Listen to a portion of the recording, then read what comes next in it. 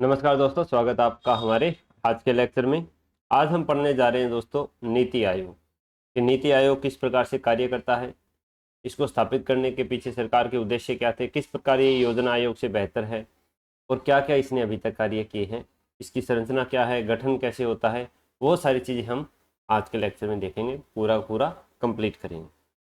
सबसे पहले देखते हैं कि इसका जो नीति नाम है NITI, उसका मतलब क्या है। इसका मतलब है national institution for transforming India.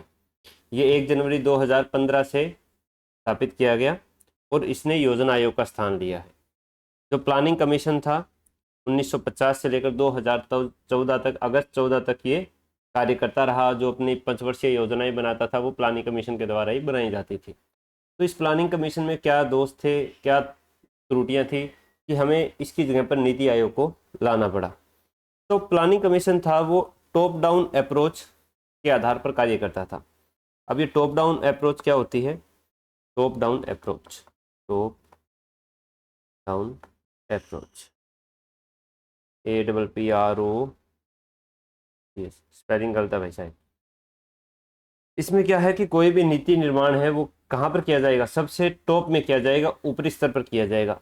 अगर हमारे राज्य व्यवस्था को देखा जाए तो केंद्रीय स्तर पर नीतियों का निर्माण किया जाएगा और उनको लागू कहाँ पर किया जाएगा?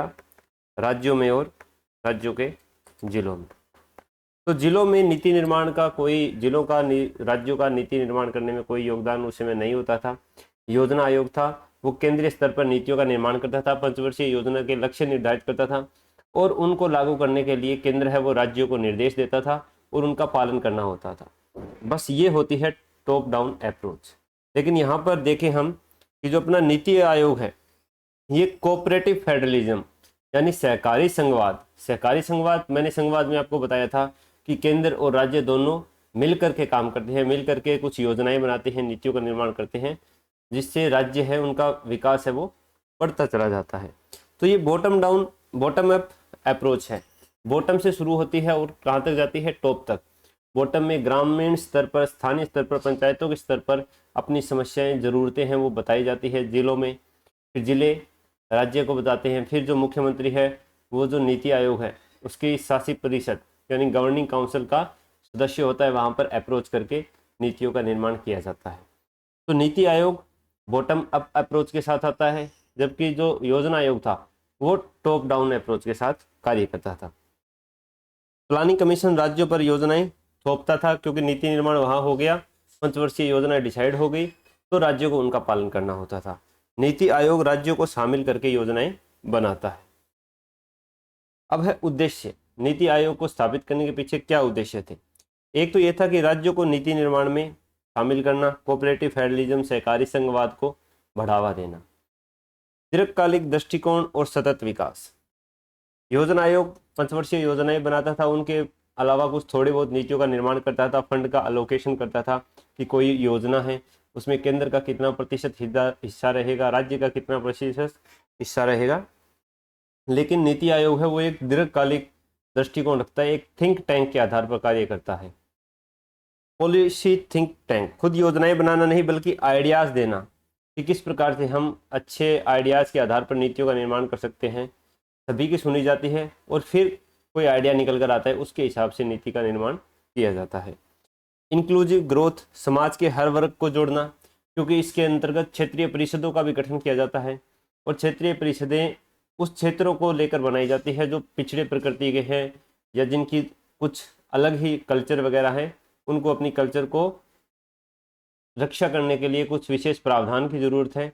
तो उन सब चीज़ों के लिए उनको भी मुख्य धारा में लाने के लिए नीति आयोग है वो नीतियों का निर्माण करता है राज्यों के साथ मिलकर के, और क्षेत्रीय परिषदें उसमें अपना भूमिका निभाती है। जैसे एस्पायरेशनल डिस्ट्रिक्ट प्रोग्राम चलाया था 2018 में नीति आयोग ने, 112 बैकवर्ड जिलों को शामिल किया था इसमें ताकि उनको विकसित किया जा सके उनमें, क्योंकि विकास की बहुत ज़्यादा संभावना थी, वो बहुत ही अल्प विकसित जिले थे।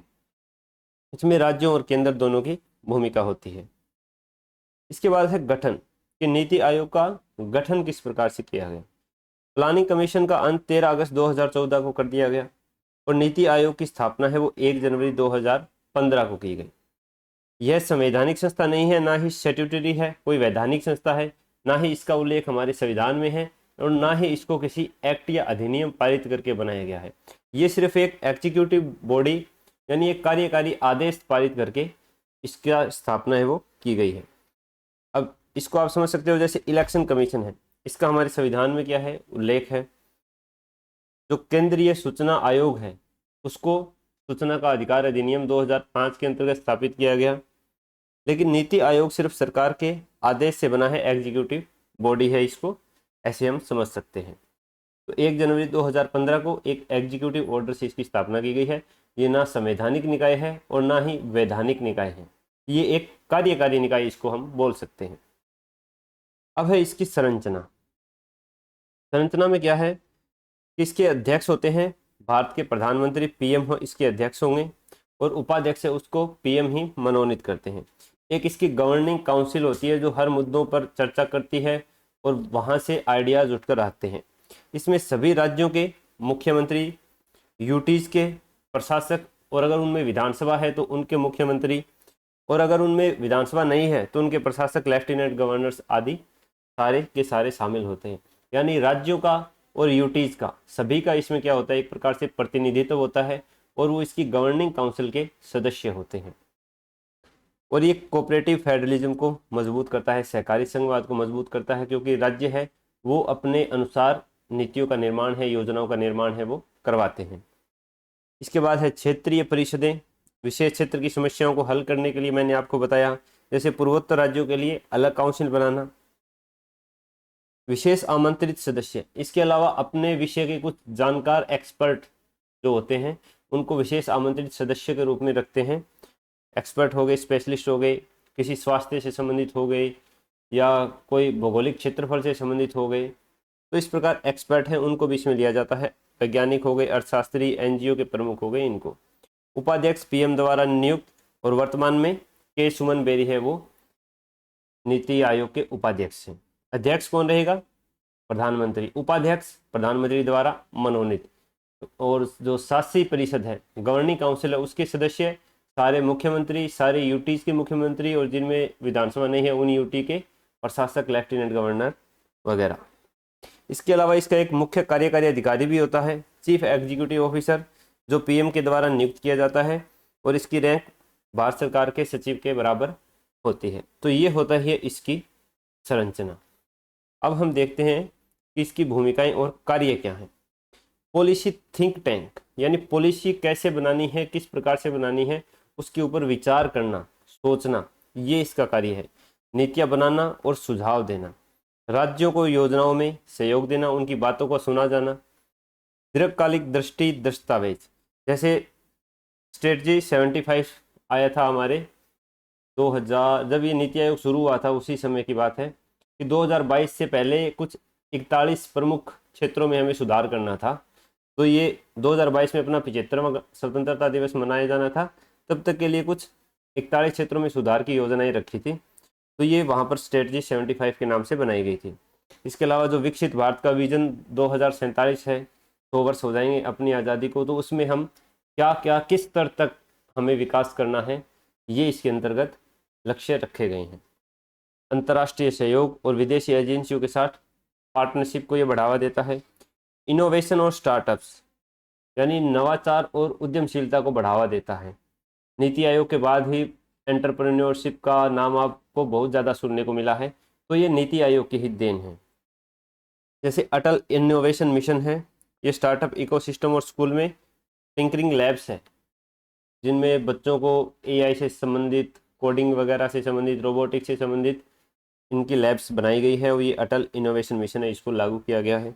इसी प्रकार एसडीजी इंडिया इंडेक्स, जो सस्टेनेबल डेवलपमेंट गोल है, उसमें प्रत्येक राज्य किस प्रकार से अपना विकास कर रहा है, तो उसके आधार से स्कोरिंग की जाती है नीति आयोग के द्वारा, हर साल की जाती है। 2023-24 में इसमें केरल और उत्तराखंड को 76 है या 79 मार्क्स मिले हैं, जो सबसे ज़्यादा है।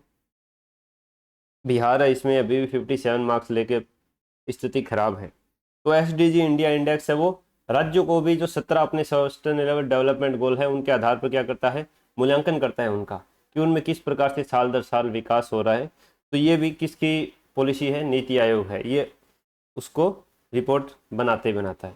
प्रमुख पहल देखते हैं इसकी। Atal innovation mission, startup incubation centre, tinkering labs की सुविधा, बच्चों को रोबोटिक्स एआई कोडिंग सिखाने के लिए लैब्स की व्यवस्था की गई है। एसडीजी इंडिया इंडेक्स है, उसमें राज्यों की एसडीजी पर परफॉर्मेंस मेजर करता है, ठीक है, मूल्यांकन करता है उनका। 23-24 में केरल और उत्तराखंड टॉप परफॉर्मर रहे हैं। इसके अलावा वो हेल्थ इनिशिएटिव लेता है, national health stack, digital health record, Ayushman Bharat में टेक्निकल सपोर्ट, ये सारी चीज़ें नीति आयोग के द्वारा ही प्रदान की गई है। एस्पायरेशनल डिस्ट्रिक्ट प्रोग्राम मैं आपको बता ही चुका हूँ कि 112 पिछड़े जिलों को टारगेट करना, शिक्षा, स्वास्थ्य, पोषण, कृषि, बुनियादी ढांचे पर ध्यान देना। झारखंड और बिहार में शिक्षा इंडिकेटर इम्प्रूव हुए हैं पहले की तुलना में बहुत ज़्यादा, तो ये इसकी पहल है। इसके अलावा इलेक्ट्रिक मोबिलिटी, जो हम अभी इलेक्ट्रिक वाहन इतने ज़्यादा आ रहे हैं उसके लिए FAME स्कीम है, faster adoption manufacturing of electric vehicles. इसके कारण देख रहे हो कि जो भी ऑटोमोबाइल कंपनी है वो अपने इलेक्ट्रिक व्हीकल्स के अलग अलग मॉडल है वो कितनी जल्दी से ला रही है।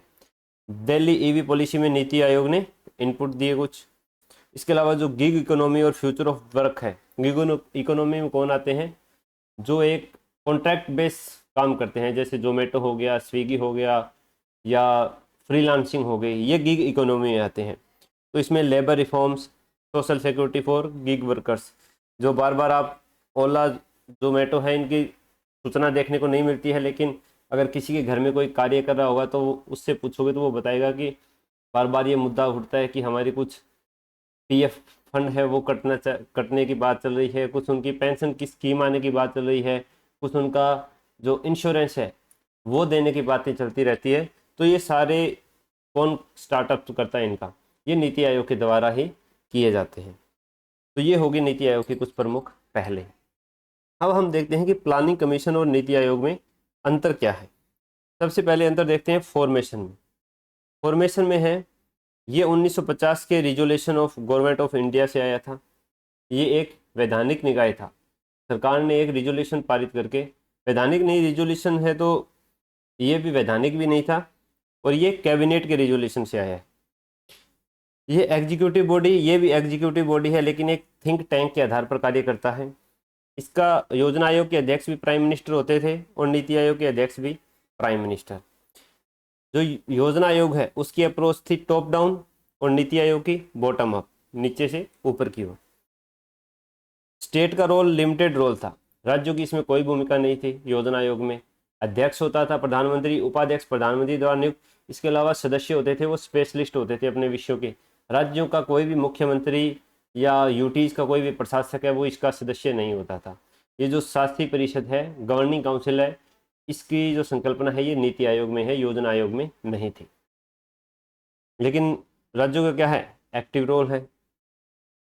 लेकिन यहाँ पर प्लानिंग कमीशन को फंड एलोकेशन की शक्ति थी, वो फंड एलोकेट करता था, जबकि नीति आयोग में ऐसा कुछ भी नहीं है, ये सिर्फ सुझाव देता है।